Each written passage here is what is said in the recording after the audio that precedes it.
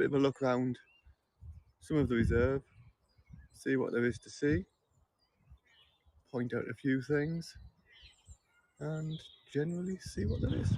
So I'm going to turn the camera around and we're going to have a look out up into the paddock first, and then we'll go into the wood from there and have a bit of a walk around from there, turning the camera around. So there we go, this is the paddock, one of the bits of grassland along the edge of the reserve.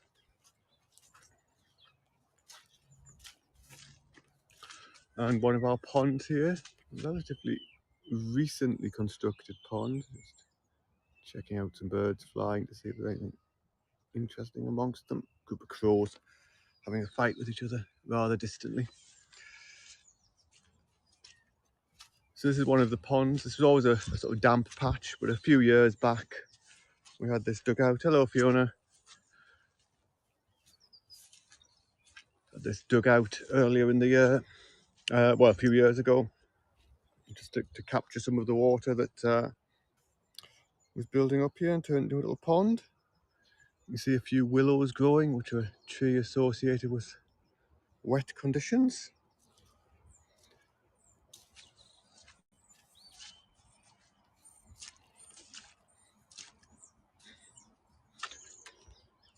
And the pond's pretty full at the moment. There's largely a seasonal pond. Most years it will dry out at some point during the year.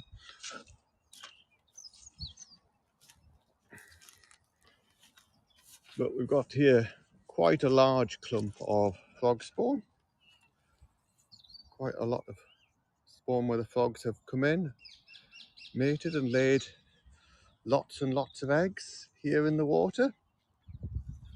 We'll go a bit closer in a minute. So you can see the jelly-like eggs and maybe the black egg itself inside. We need a polarizing filter for this, I think. Let's try getting down over the water's surface. Maybe we can see some of it there. That might be upside down. I'm not sure. But quite a large clump of frog spawn in this little section of the pond. Doesn't seem to be much laid anywhere else in the water that I can see. And you can see there we've got a little trail camera looking over just to capture really anything that comes to feed on the frog spawn. So any of the birds, the heron quite likes to come in and fish out the frogs when they're laying their eggs. And a few other things will probably take the spawn as well. So I'll put a camera there to just capture anything that's going. I'll not go over there and get that just now. Leave it for a few weeks and we'll see how it's doing.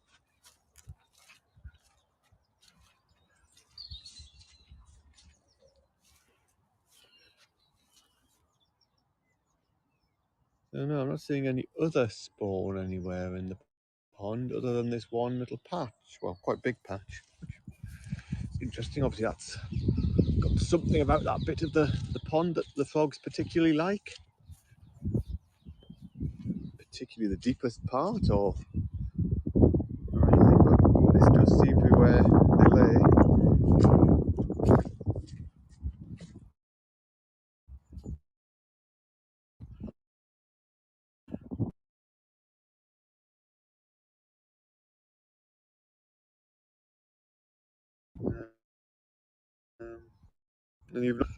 Anyway, that was frog spawn in this pond. We'll have a walk into the wood now and see if we've got any spring flowers coming out.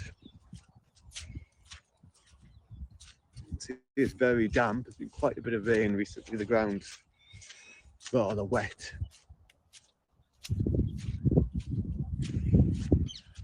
On heavy clay soil here, so when it does rain, a lot of the water sits on the surface and persists for quite a while.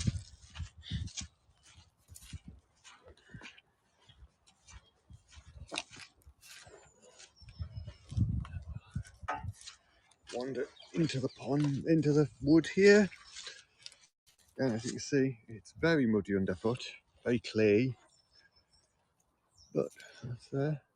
You can see, various plants, hawthorn here, I think, starting to come into leaf, starting to come back to life after the winter.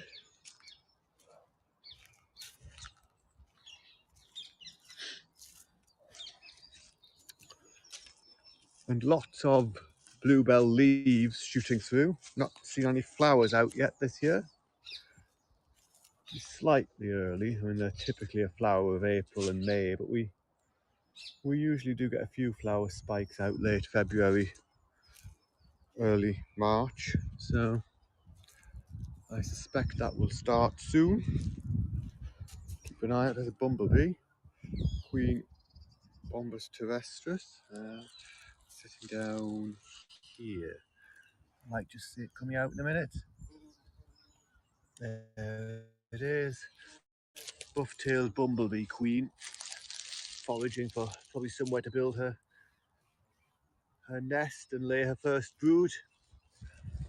Get her daughters produced and get them doing all the work for the rest of the year.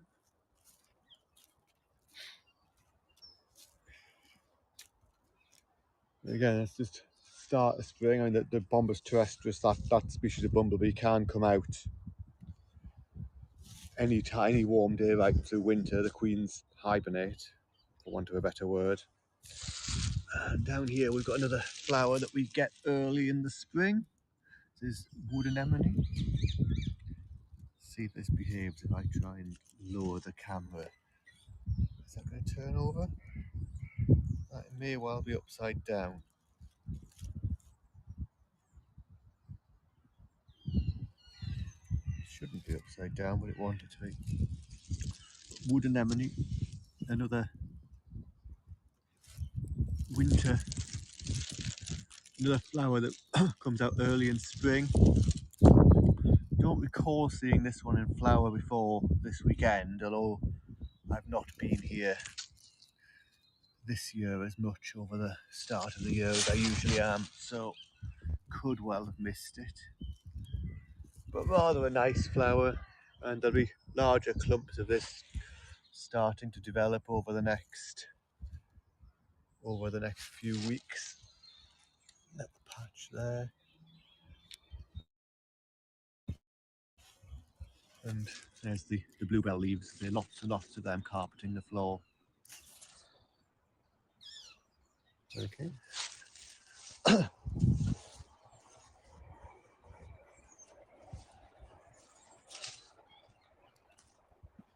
The parakeets shouting in the trees. And generally just a bit more bird song than there's been. Birds are starting to wake up and starting to get ready for spring, finding their habitat, searching their territories, attracting their mates. So the volume of bird song is getting louder.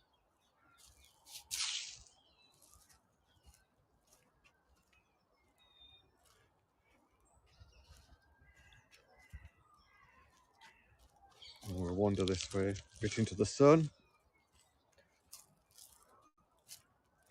It's quite a warm day for February. It's probably about 12 degrees, something like that, which is rather warm. Been a rather warm winter as well. Slightly surprised things aren't more advanced given how warm it's been. Often you get stuff out much earlier.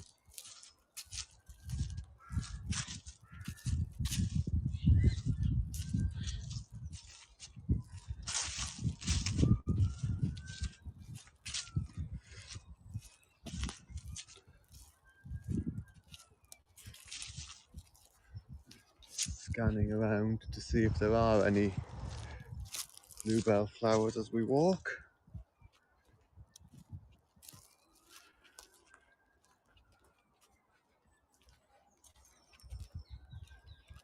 Lots of noise from blue tits and great tits calling in the woods. Two of the commonest birds that you have in this sort of habitat.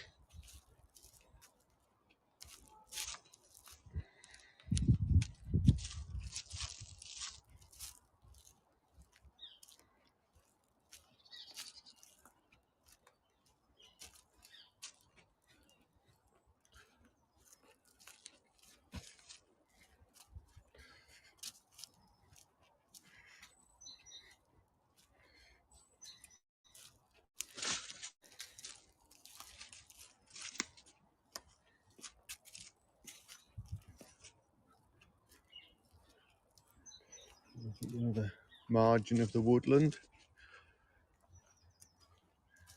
There's often these areas on the edge that get the flowers showing. The sunlight can get at them, can get at the plants. Let's have a quick look down here. No, we'll go the other way. Oh well, there's a flower. We'll stop here for a second. So this is a lesser celandine. Another of the fairly common flowers that we get here early in spring. These have been out here a few weeks now. But rather an attractive flower in the daisy family, as you can see from the flower structure.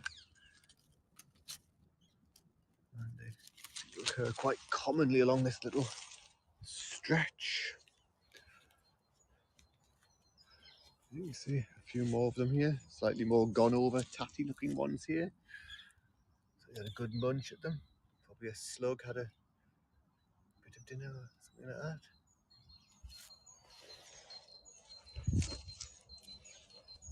And another yellow flower, a bit obscured in here, so this could be a challenge for the autofocus, but there we go, there's a primrose.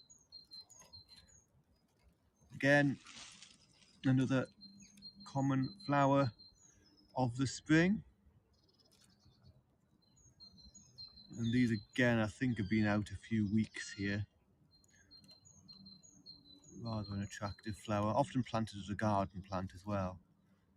You find that the garden ones being cultivated, so it's come out much earlier than the wild primrose which is occurring here. But typically we'd have these flowering late January, early February, so it's a fairly typical time to be seeing them, at least on this site. There's another little clump of the primroses, less obscured by other vegetation. Rather a nice plant, and with that sort of marked lighter or darker yellow patch in the middle directing the pollinating insects where to go. I think that bee we saw earlier will be visiting this, collecting the nectar, picking up pollen, taking it to other plants.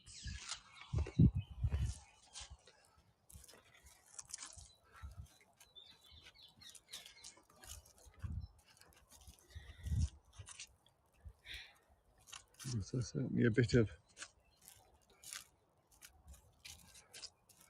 flowering starting there.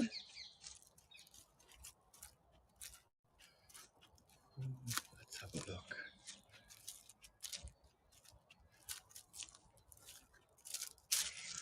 Yes, I don't think there's a UV setting on haps at the moment, Fiona.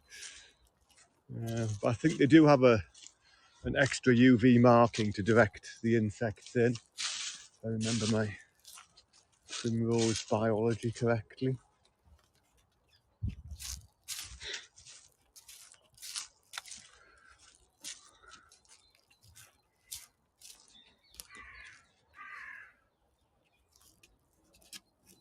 You do have a clever camera, Fiona. You have lots of clever cameras.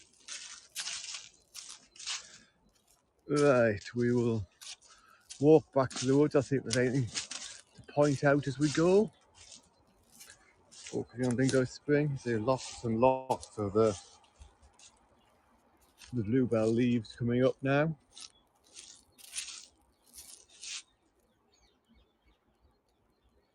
And that's the biology of bluebells. They're a bulb plant, so they grow from a bulb and they shoot their leaves up really quite early in the year, when up here there's nothing on the tops of the trees.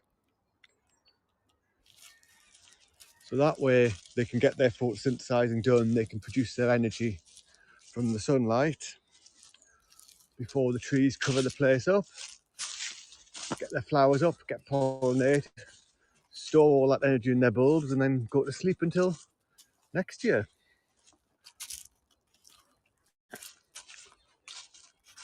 So it gives them an ability to thrive in this habitat, which later in the year will be a much darker place with the cover of the trees.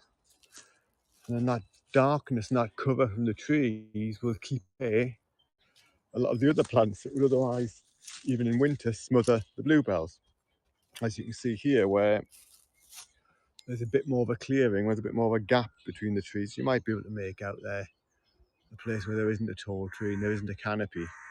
And you've got much more of this brambly scrub here, which is evergreen and which shades out the bluebells a lot more.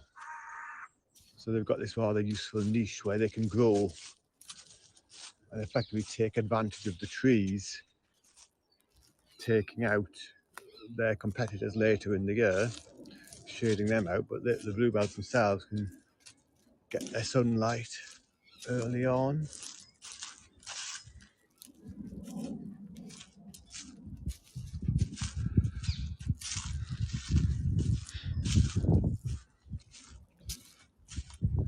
Pigeon just flapping up off the path there.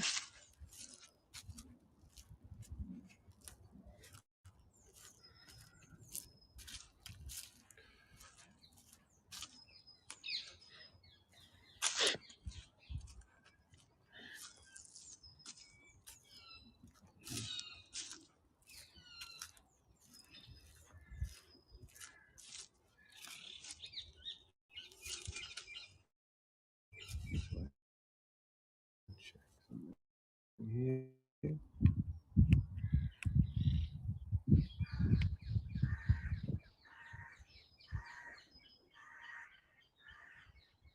No, nothing there. We'll wander a bit further.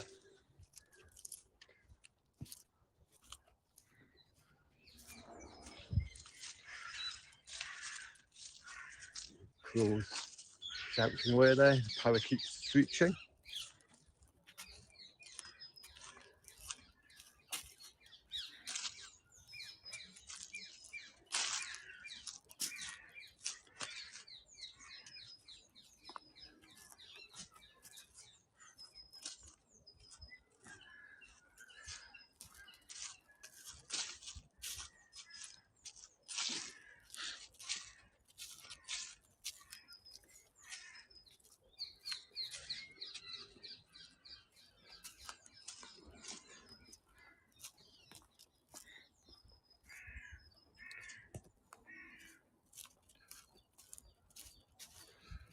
Lots of ivy.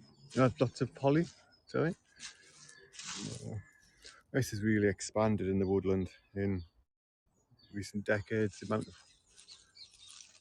amount of holly that's come in seems to be happening a lot across woodlands, and certainly southern England. That holly is suddenly encroaching. It's a native plant, but something has changed that means it's occurring a lot more in woodland, and it will change the character of the wood. So we've got a bit of a plan here to not to eliminate it, but certainly to cut back a lot of the holly, keep it to a small number of larger standard trees, rather than allowing it to take over and shade out absolutely everything.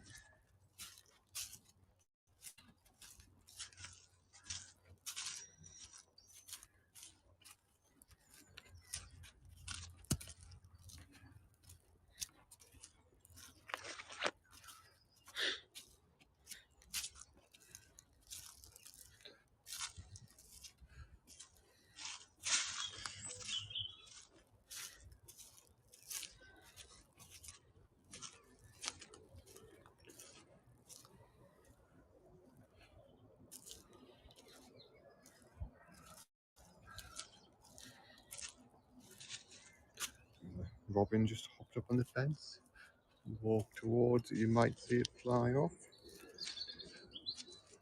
Probably hear him singing or her singing there.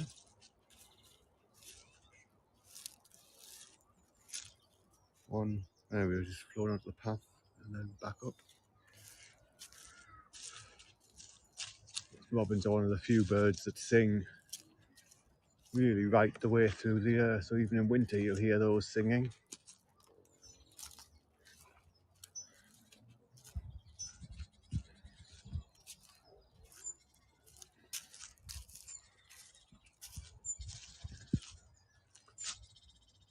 great tit calling above us in this tree here. You may have just seen it fly out, but without zoom you can't really get a good look at them.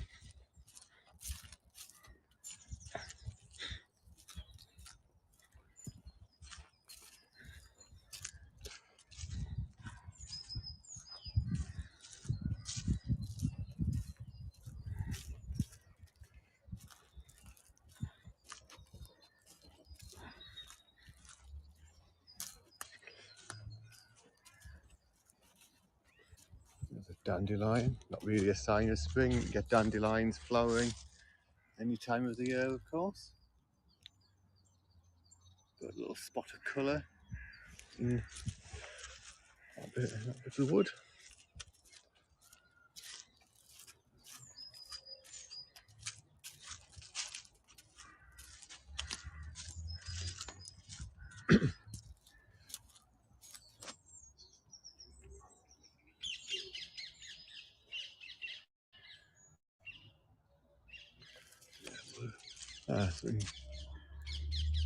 There's a grey heron just flying down the field. It may be going to go and see if it can get near to the frogs. This one, no, but there is one, possibly the same one, sitting down there by the pond where we were before. Might be a bit of a challenge to see this on the camera here, but we'll give it a go. We're going to go into this field anyway in a moment. So you see the heron possibly just flew across the Bluebell centre there. That'll be quite possibly having a go at the frog spawn. Just climb over the fence. There we go. Another sign of spring here being the blossom on the sallow, the willows here, which could be interesting to make this focus. But, let's see if I grab that by my hand and hold it there, it might focus. There we go. So this is the flowers of this willow, not quite fully out yet. The flowers are there, there's not a lot of pollen and nectar going on. But these are one of the really good early nectar sources. So in a week or so, when this is fully out, when it's got its nectar going, and when it's got its sugars going, this will be teeming with insects. As they all come to feed up here, lots of bees, flies, moths later in the evening. I've usually run a moth trap survey device underneath this when it's in full blossom to see what we can get.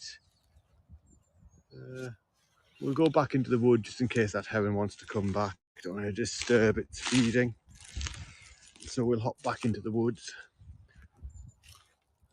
But this is one of the few sallows with this sort of type of blossom that we have in this reserve. So it's always nice to see it in spring and just keep an eye on what it's attracting.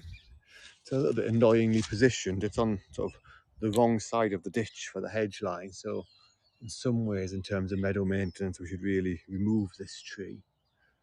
But it's, as I say, it's one of the few blossoming sallows we have, blossoming willow trees, Salix species, that means we kept it, I think, for now. Because the value it adds is a bit of diversity and habitat. Just climb back over the fence. See if we can do that without falling over. There we go. And then we'll wander back down towards where we started.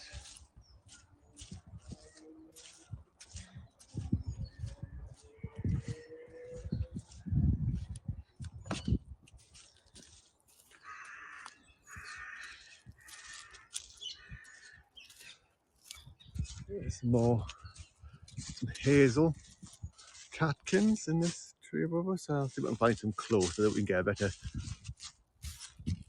focus on So that's the heron shouting. And it might be up in the trees just ahead of us. It tends to have a bit of an argument with the local crows. So there's the Hazel Catkins. I think hazel is wind pollinated. And so these are the male flowers. They spread pollen on the wind, which intercepts the female flowers. Female flowers are much harder to find. They're a little small bud-like thing with a little pink flowerlet on it. But the males are these are the big catkins we were just looking at. And they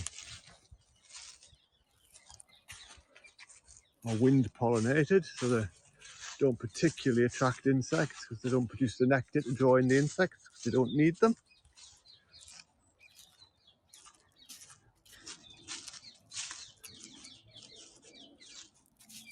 Where that heron is. There he goes. There's the heron flying across. He saw me coming.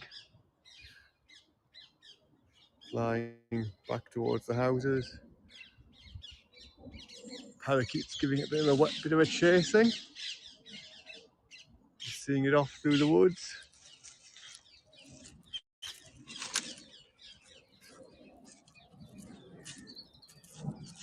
That heron will be keep having a look into that pond. Often see it just sitting there fishing the frogs out as they come to mate and to lay their eggs and eating them up.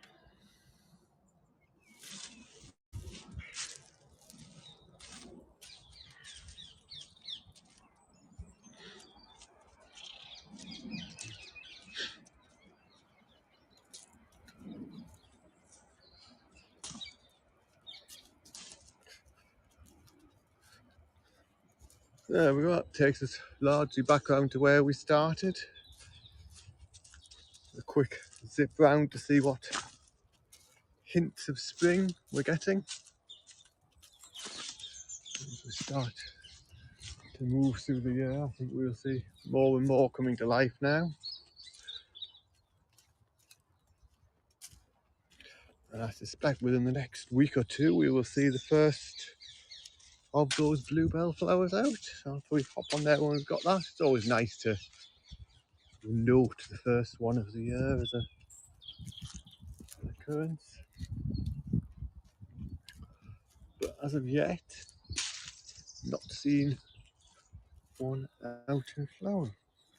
Anyway, we'll stop here. We'll stop on this patch of wood anemone again. You can see already actually they're slightly closing up, which I think they do for night. But we'll end on wood anemone and then one of the flowers of spring here in Bluebell Wood.